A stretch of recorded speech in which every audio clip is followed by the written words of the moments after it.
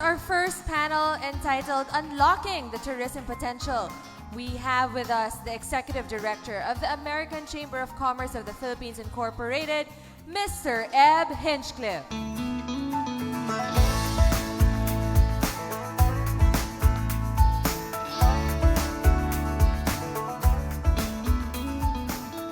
Good morning, everyone. It's really great to look out and see so many the Philippines into the ranks of the developed countries. Our president for AmCham, Jim Wilkins, has already talked a little bit about AmCham today, and I think if you want to know anything about me, you can find it in the handbook. But I would like to, just add to the fact that AmCham Philippines, my notes say is one of the best, but I'm here to tell you it is the best of the AmChams in Asia. We have over 800 members nationwide. I know I am. I'm a scuba diver and an avid visitor to different places. And actually, during my previous life here, former President Fidel Ramos said, "Eb, if you were a Filipino, I'd name you as Secretary of Tourism for the Philippines." Instead, he said, "I can't do that, so I'm going to name you as the cheerleader for the Philippines for tourism nationwide, because everywhere I go, I try to encourage people to attend this great country and see the beauties of it all, including the diving in the mountains and the lake, to create jobs." It's one of the greatest opportunities we have in this country, and that would be to create jobs in the tourism industry. Our first panel today is going to be, we'll focus on a couple of things. It's unlocking tourism potential. And there's so much potential, as we've heard earlier, in the country, but I can't think of one that's got more potential probably than the tourism industry. We've done several focused groups on it, studying this sector, and they came up with two sectors that they would travel. It's one thing to get people into the airports, but it's another one to get them from the airports out to the tourism sites. And how do you do that with the easiest method? So that's what we'll be focused on today. We also encourage them to include the local people, because what else can you see more that's more inviting to foreigners than the wonderful Filipino people and also the wonderful Filipino products. So of course that means reducing the red tape and the time and such to get together. The first one would be Ms. Eileen Clemente. The second one would be our former DOT Undersecretary Ronald Canizal, and of course Dr. Twinkle Rodolfo. They did a great job. Twinkle's always been involved, of course, in our sectors and such, and helping us so much. They've done a great job of putting this together. They're now the drivers of the new Tourism Knowledge Center. Now then, get down to the panel. He's going to open the panel for remarks on behalf of Secretary Romulo Puyat. Secretary Puyat swore that she would be here and promised us she would. And then about 2 months ago, she notified us that due to the events going on, she would not be able to join us. And my comment on that was, we don't want the secretary, because it's always the undersecretaries that do the work and are most knowledgeable anyway. So we're so happy to have Undersecretary Benito Bingson with us today to start off our panel. Well, joining him on the panel will be our moderator, Patrick Cook, with the Oxford Business Group. I see Patrick over here. Patrick, so he'll be our moderator for this panel. He's the regional editor for Asia for the Oxford Business Group, and one of our media sponsors as well. Joining the panel will be four other experts. They will be, again, the previous mentioned Eileen Clemente. Joining her will be Mr. Art Lopez, Ms. Pam Pascual, and the previous mentioned again. Without further more, let me please invite Undersecretary. I invite you to the podium.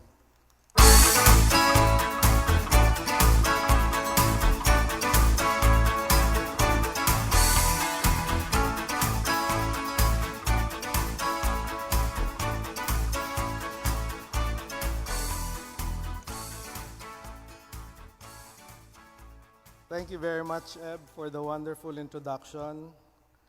And thank you for making that pitch for... So, it's wonderful to see a lot of familiar faces. To the esteemed members of the Joint Foreign Chambers of the Philippines, our panelists for today, the movers and the shakers of the Philippine economic landscape, of course, the tourism industry. Friends, ladies and gentlemen, a pleasant and productive morning to all of you. First, I have to express the regrets of the Secretary and unlocking its potential. Frankly, I was thinking of what else there is to say that may have not been mentioned yet in the tourism policy brief. You know, this document that was keenly prepared by this organization and authored by esteemed individuals, I think already says it all. And I really have to give special mention to three who is really a visionary and is one who thinks out of the box, and I think, if I may say, one who is really an advocate of research. My former colleague in the DOT, Alan Canizal, is also part of this. And of course, Professor Twinkle Rodolfo, who has been involved with the DOT, helping us with cruise tourism, aviation, statistics generation, among others. Now, tourism in the Philippines has been attaining great. I'm pleased to report to you that the Philippines received already a total of 6.1 million foreign visitors from January to September of this year. This indicates a 14.37% increase over the same period last year. And this brings us closer to achieving our target of 8.2 million foreign visitors by the end of this year. The strong growth has been propelled by encouraging numbers, particularly in Germany. However, sometimes, or more often than not, less is more. Thus, I echo the statement of Secretary Berna Romulo Puyat, and I quote, "Development is welcome only if it falls under the banner of sustainable tourism. Sustainable tourism is about developing Philippine destinations, not only for the revenues that it can generate, but make the local community our partners in progress. Philippine tourism continues to change the lives of ordinary Filipinos. We are talking of around 5.4 million people in 2018 who were directly employed in tourism sectors such as passenger transport, accommodation, food and beverage, among others. Altogether, they make up about 13% of total employment in the country. Every one of you to participate in this bayanihan movement we call Save Our Spots, or SOS. The SOS campaign reminds us all to respect our tourism destinations wherever you are and whatever your role in the community is. This SOS campaign is the bayanihan project of the tourism industry. So together as a nation, we can ensure that our seas remain clean and thriving with marine life, consistent with the movement for change that a 16-year-old Swedish girl spread globally like wildfire. Greta Thunberg created a call that resonated beyond cultures, nationalities, faiths, professions, and generations. She called our attention on things that we might have taken for granted the past years in the name of progress. I take pride in saying that the Philippine tourism community made decisions thereafter much easier to deal with. It is Arangkada's 8th anniversary forum in the Philippine tourism's first decade. And in little ways, I wish to think that we are able to provide the country with more than just statistics. We were able to change lives, provide livelihood, and bridge the gap between unemployed and achieving the dreams. We are constantly mentioned. We talk about sustainable and inclusive tourism, which the DOT is a strong advocate of, and seamless travel, which we are joining hands with other relevant agencies and sectors to realize. Let us turn on the tap of pure, untainted potential as we work towards achievements that go beyond numbers. Achievements that empower communities, individual lives, and the future of celebration of Philippine Tourism Decade, a celebration of purpose. We laud the Arangkada Philippine team for this initiative and for the constant drive to educate the public in the different policies that affect the economic, social, and political landscape of the country. Ladies and gentlemen, may your strength and Never falter, and may the sectors you engage always make themselves available. Says, in a gentle way, you can shake the world. Tourism has done its part in shaking the world, and I would like to end my presentation with a short video that shows how the industry has empowered our people, particularly at the community level.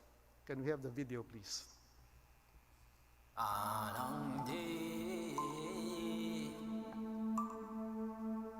Sa pag-unlad ng turismo, hugas ng pinggan, naging gabay sa karagatan. Isang engineer na paunlad ang sining ng buong barangay. At ang simpleng magsasagwan, malaki ang tulong sa kalikasan. Silang walang tinig, boses na ng kasaysayan, best friend ng lahat, naging tour guide na. At ang daan-taong apo, naibida ang kulturang Pilipino. Lunti ang ilog, naging entablado.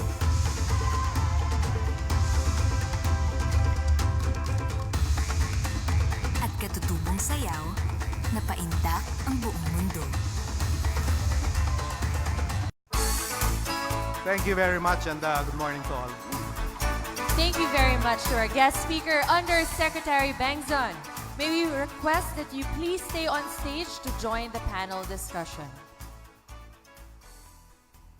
To moderate this esteemed panel, may we call on stage the Regional Editor for Asia of Oxford Business Group, Mr. Patrick Cook.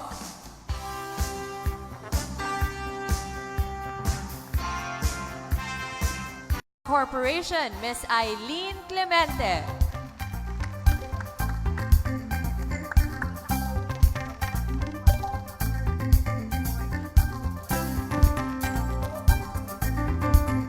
Next is the President of Philippine Hotel Owners Association, Mr. Arthur Lopez.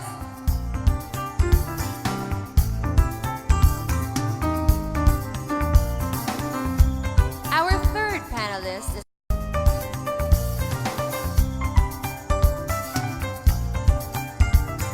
to complete the panel, may we call on stage Aviation and Tourism Specialist Dr. Cherry Lynn Rodolfo.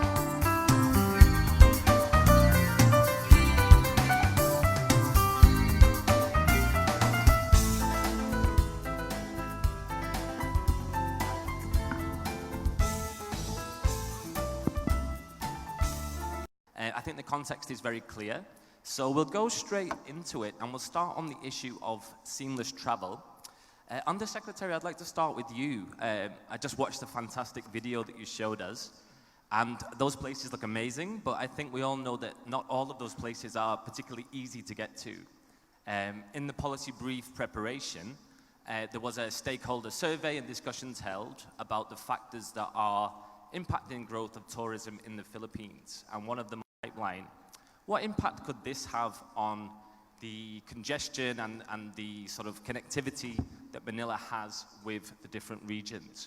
And obviously this will not come online for several years. So what interim policy measures could help to relieve congestion in Manila in the short term and also improve seamless connectivity with the regions?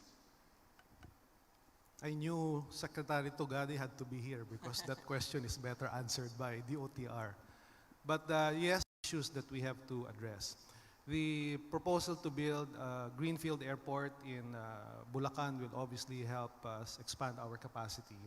But I think what we also have to understand is that over the last few years, we have seen a more equitable distribution of air passenger traffic across the islands. There was a time when Manila accounted for about 90% of all our foreign air passengers.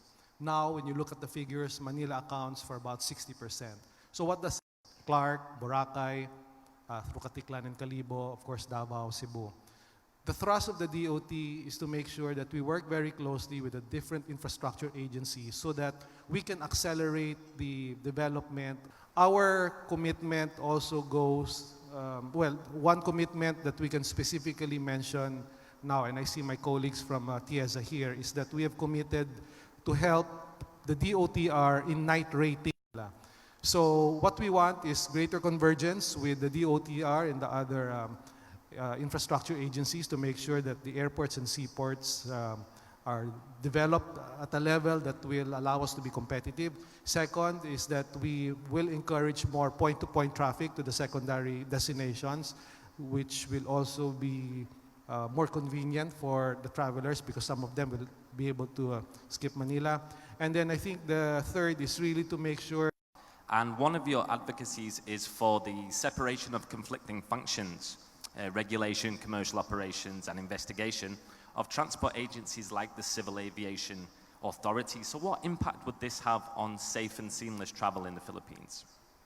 Okay, currently the Civil Aviation Authority of the Philippines and also other transport agencies perform multiple and conflicting functions as pointed out. So they operate as regulator, commercial, that focuses on regulatory and safety oversight.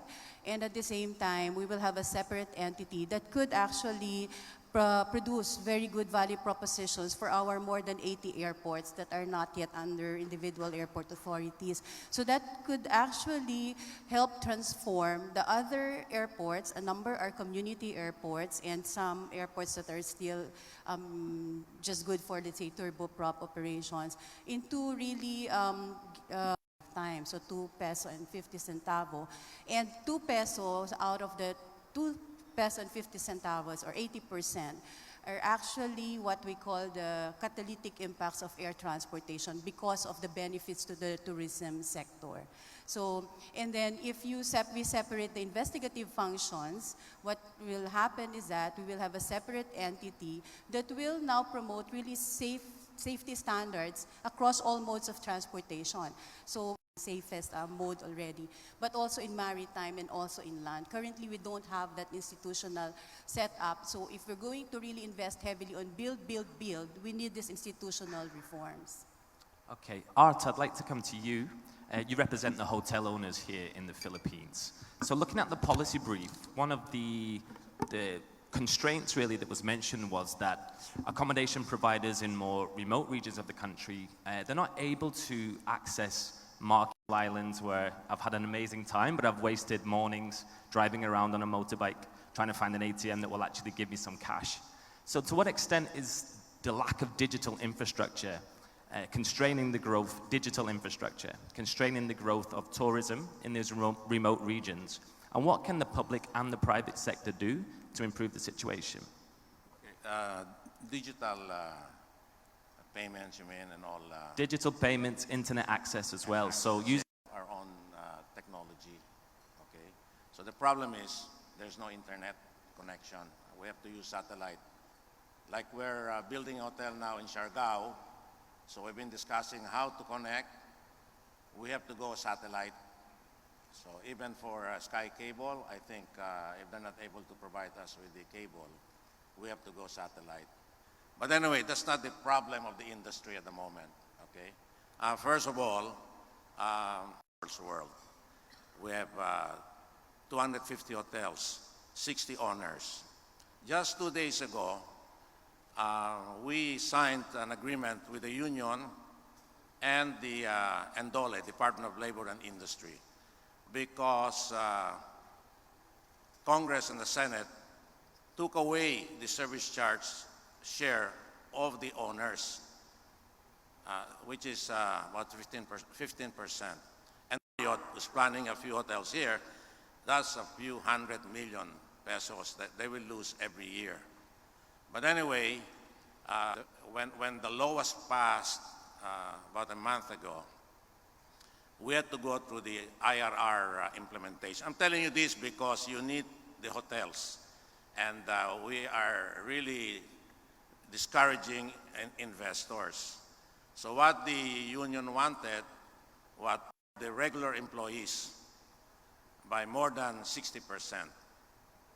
And also the managerial employees who are already receiving service charge, they want the owners now to pay for that. So to make a long story short, after a very long and arduous negotiation and with the help of the Secretary of Tourism, we signed a deal with the union that contractual problem that we have in the industry. The second big problem we have, which is coming up and that concerns all of you, is the SOT bill, which has been vetoed by the President, right? Security of tenure. In Congress now, there are about 10 more bills pending, and we already started hearing they want to revive this security of tenure bill. And there's very strong lobby on this. Permanent employee. In the hotel industry, if we hire a banquet waiter for one day, we have to go through the whole motion of hiring, and the following day, if we have to terminate him, we have to go through all the termination process. I mean, this is really anti-investment. Already we have had comments from investors that they will not invest if this will happen. Right? The service charge assistant secretary many centuries ago, when I was started at the old Hilton, okay? But they took it away from us. So for us to be able to invest in technology, we need to make sure that we don't lose money anymore. It's expensive to operate a hotel because, number one, salaries and wages will kill you. Technology, we're very much ahead. But you're talking of a small hotel in Kalinga, Apayao, okay? Of course, they will have no connectivity. But we're talking about inclusive tourism as well, so we're trying to talk about how we can expand the benefits of tourism to these regions as well. But I understand your points completely. I'm just going to move it on just because we need to cover elements of the policy briefs as well. As that. It only takes a lot of money, but government has to help. Okay. Pam, DOT is going to help us. Pam, I'd like to bring basics, hotels and airport, infrastructure, security, everything that was put together, I agree. We've been discussing this for the last 40 years. The same subjects that was brought up, with due respect to the authors, okay? So hopefully one of these days we'll finally get some of the items put together by Eileen done. Pam, I'd like, job creation, trade facilitation, and also bringing people here for long term so that they would come for meetings, but they would also stay and visit other parts of the country. How common is it for business travelers to come here and then stay and visit other regions? And for those that do, what can be done to make the visit a more seamless experience? Thank you, Patrick.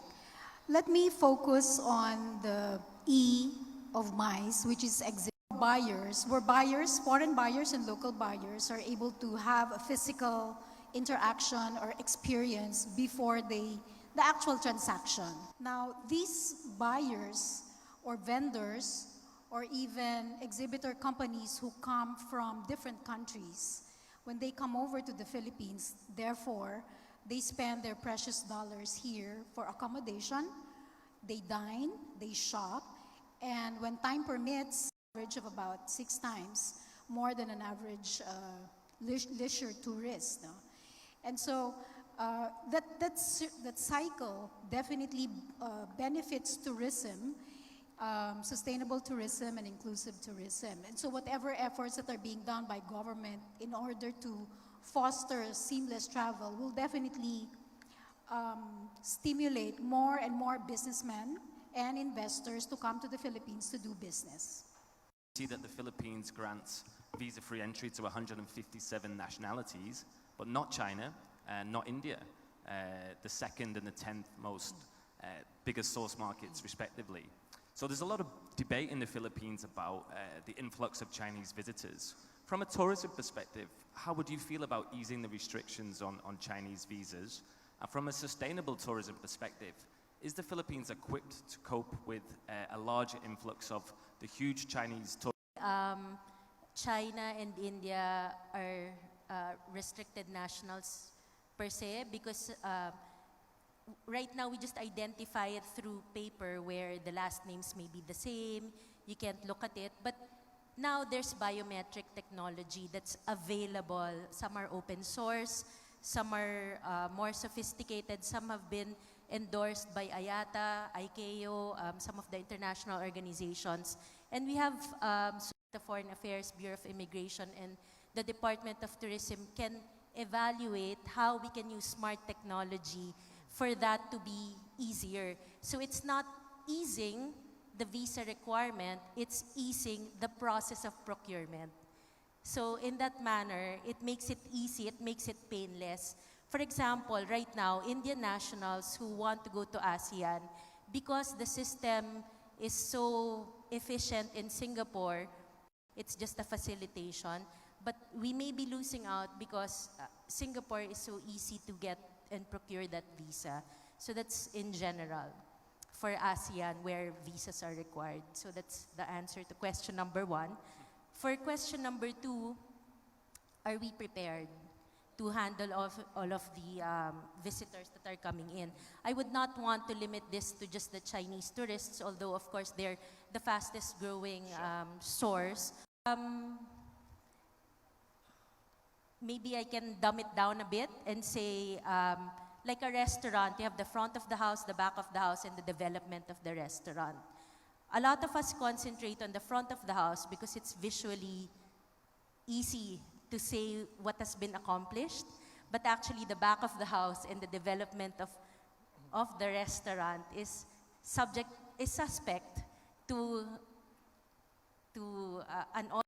So if we have all of that together and we really monitor what it is, carrying capacity, the sites, how do we maximize a person's visit here, then everything is okay.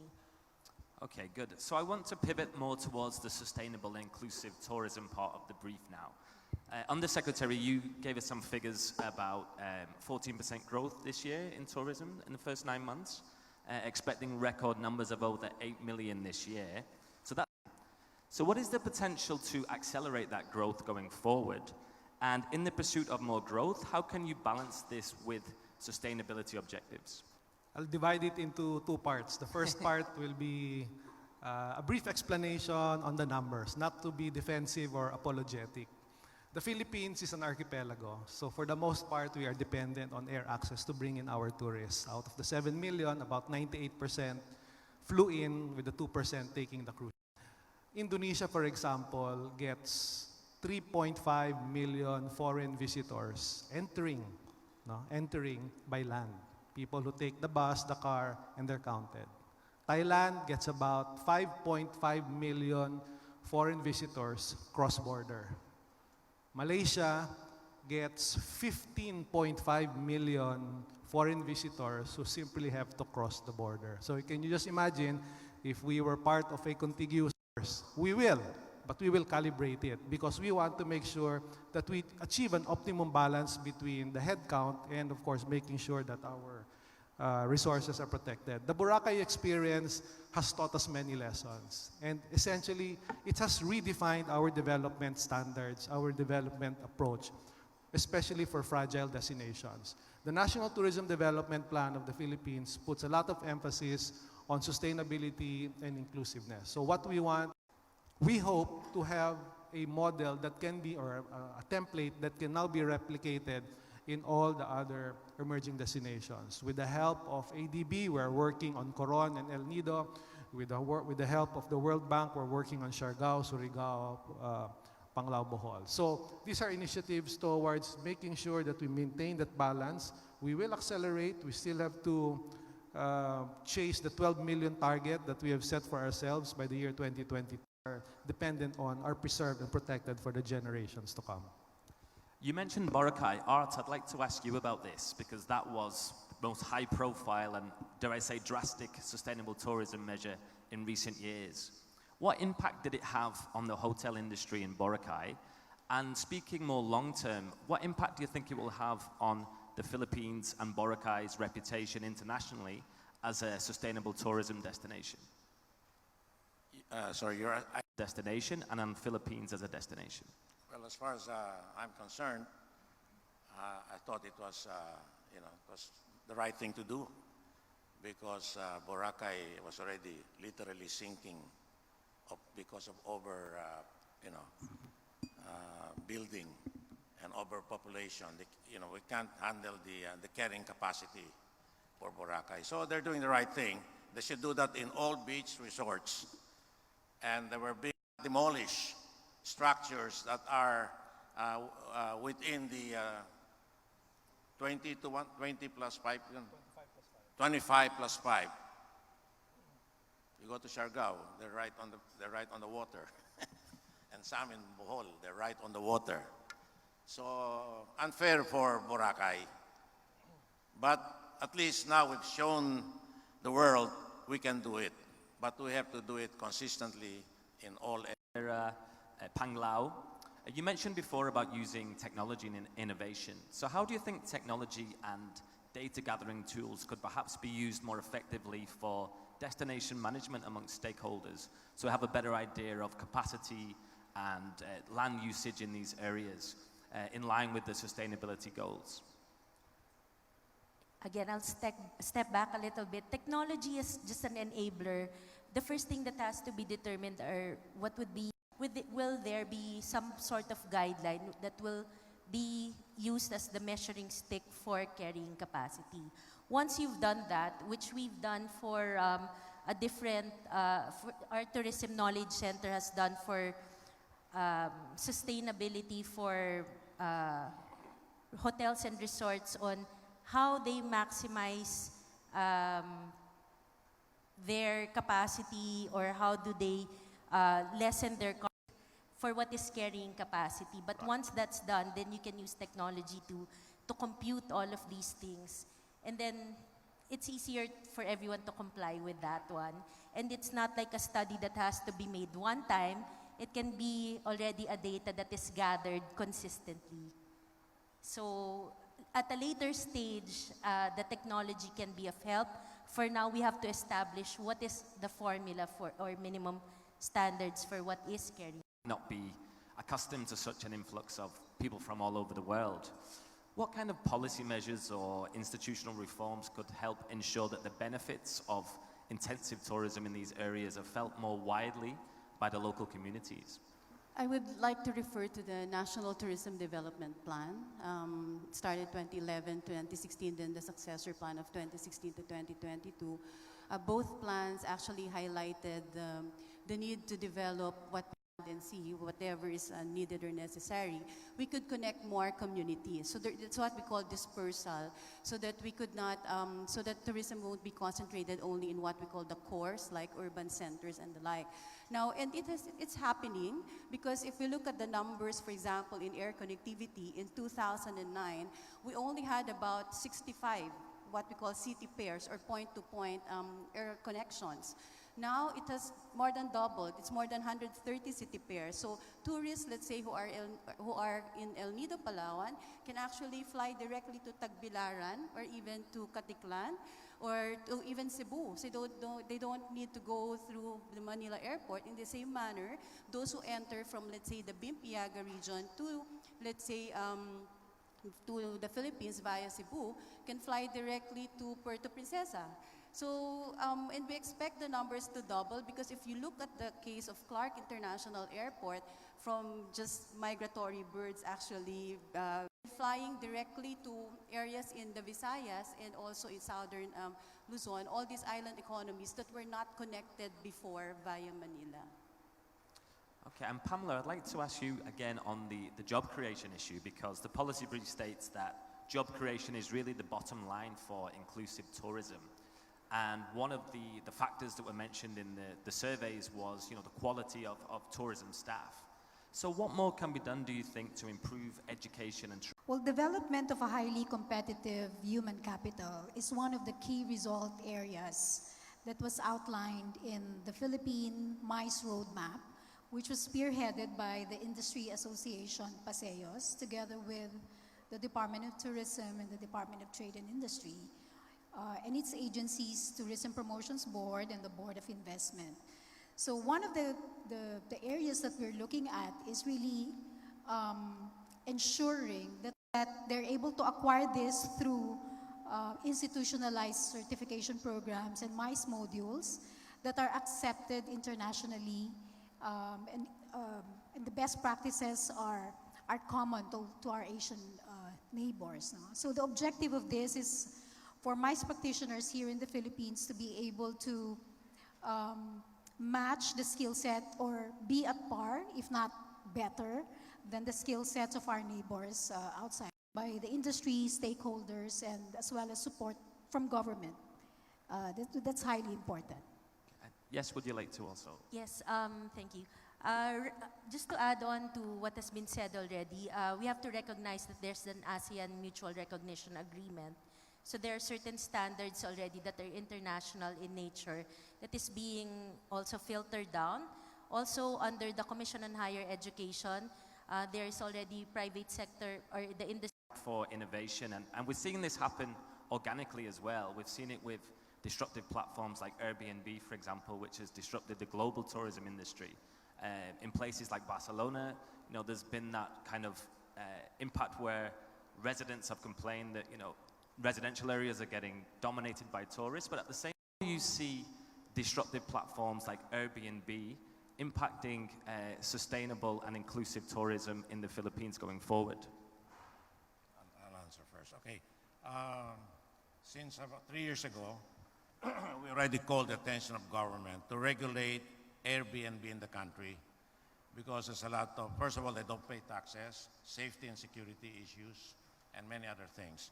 And I think now, recently, DOT has all those cubbyhole condominiums. So it's really up to government to regulate it. That's a problem in say, Barcelona or some other countries. Most of the old buildings there were converted to Airbnb or, apartments, flats have also been converted. Even Japan now are getting more on Airbnb. Yeah. Eileen, how do you see it? Because obviously it does allow, people to on why we want it to be a little bit more regulated. At the end of the day, when we have tourism or electronic payments to be acceptable, sustainable development goals as the new standard, these are all disruptions, but these are all corrective actions as well. Just finding the right balance for economics and environment and so on. That's how I'm taking that we should just find the right balance for all of these things.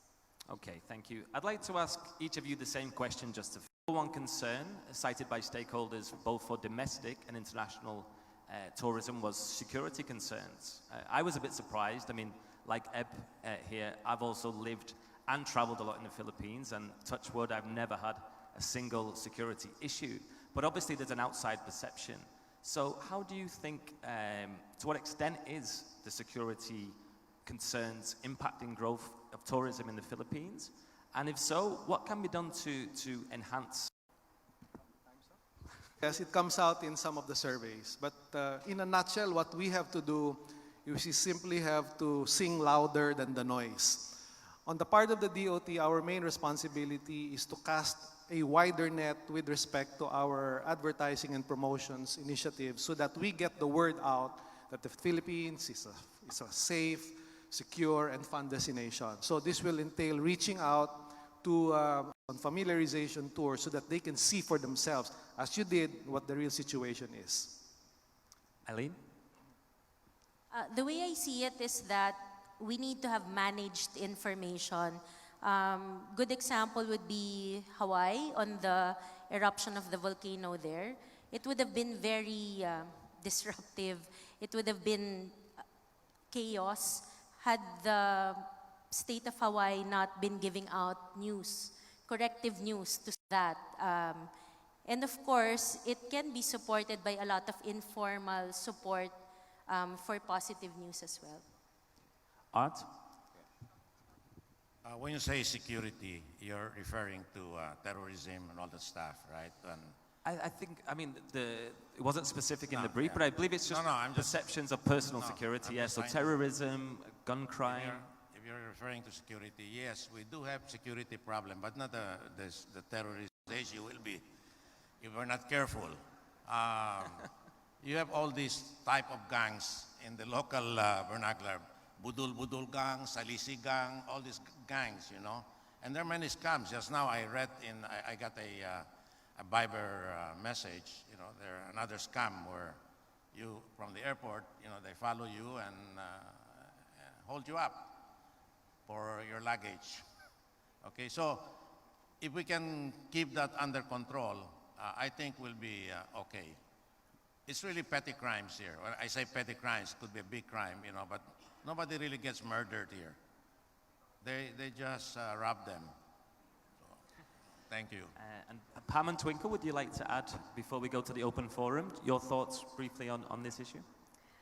Well, security, I think, is a general concern, both for general tourists and businessmen, as well as MICE travelers. No? So I suppose that government is doing its best to address security, but for the most part, stakeholders or specific establishments have to be aggressive enough to undertake their own safety and security measures in their own respective territories in order to avert any incidents that will harm any of their guests. No?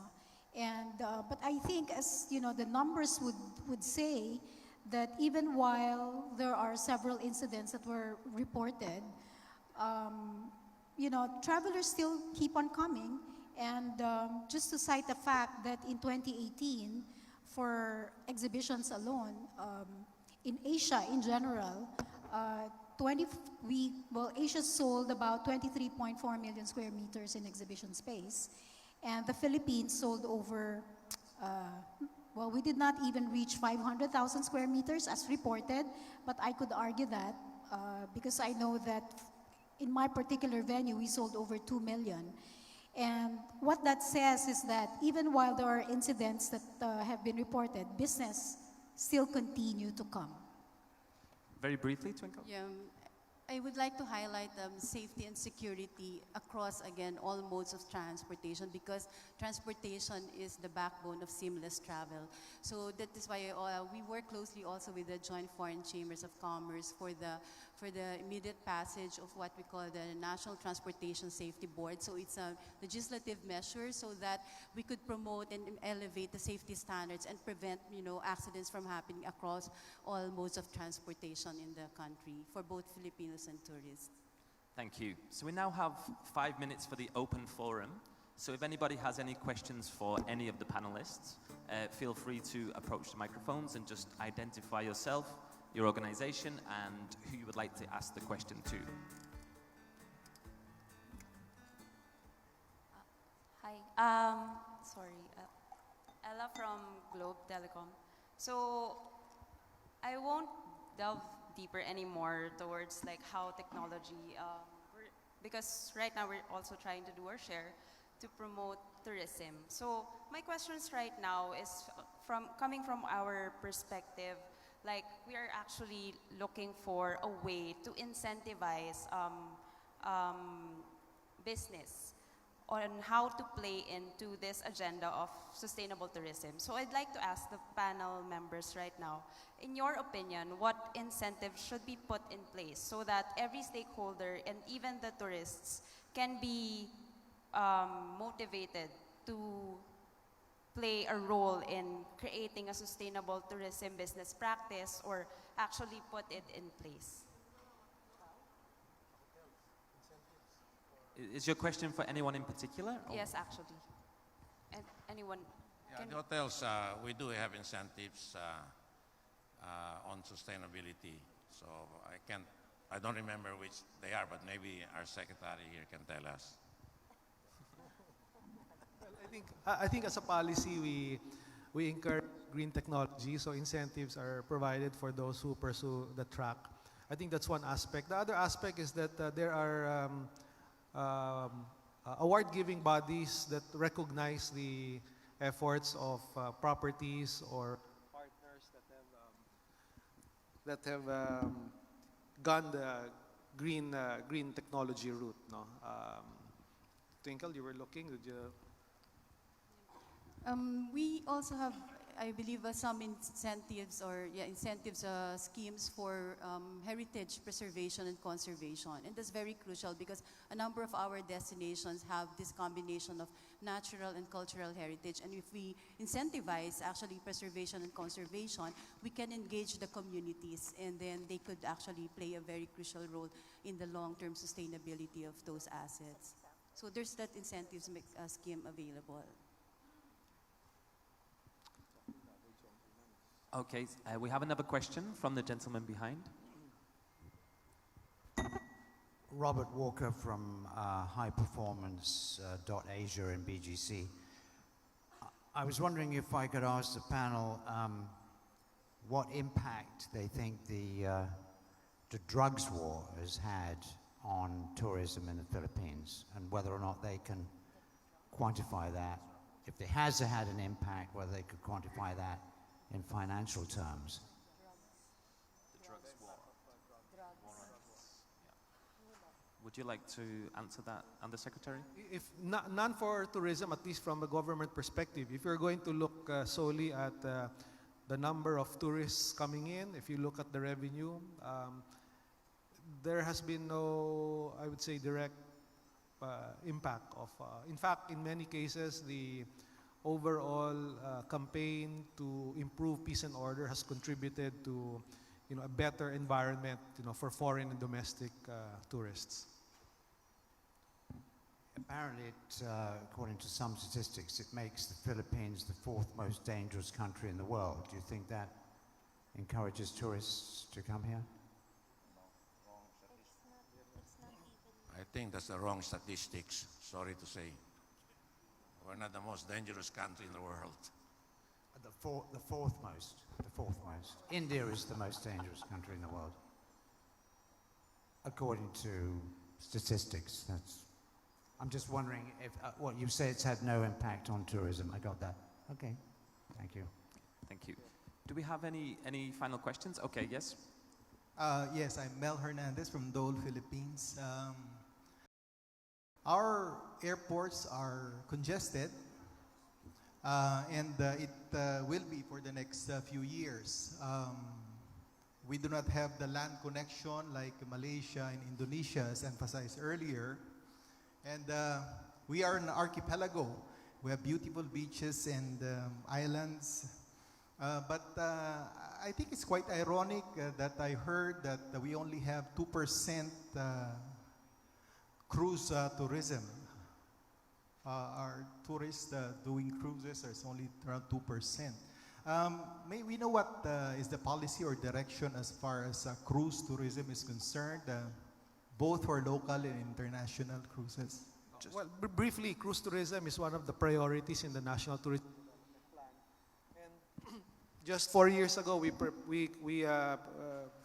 crafted a national cruise tourism strategy for the Philippines, which basically involves improving port facilities, encouraging cruise lines to increase their transit calls here. But eventually, our strategic objective is to make the Philippines a turnaround port that will allow fly cruise operations. And when that happens, we will be able to leverage on our being an archipelago. Quick question on, well, just quick reply on the airports. Yes, congestion has been mentioned, I think, a couple of times already. But I forgot to give you figures earlier. Manila handles about 43 million passengers a year. The airport in Bulacan is designed to handle 100 million passengers a year. So that gives you an indication of the expanded capacity, our expanded capacity to absorb as far as air passenger traffic is concerned. Okay, thank you very much. I'm very sorry. I know there's other people that want to ask questions, but we are out of time. I would invite you to approach the panelists when we have a break and just ask them individually. So I'm sorry about that, but we have to move on. So thank you to all the panelists, and thank you for listening. Many thanks to everyone who joined our panel and shared their interesting thoughts on tourism. May we please ask the whole panel to stay for a quick photo opportunity.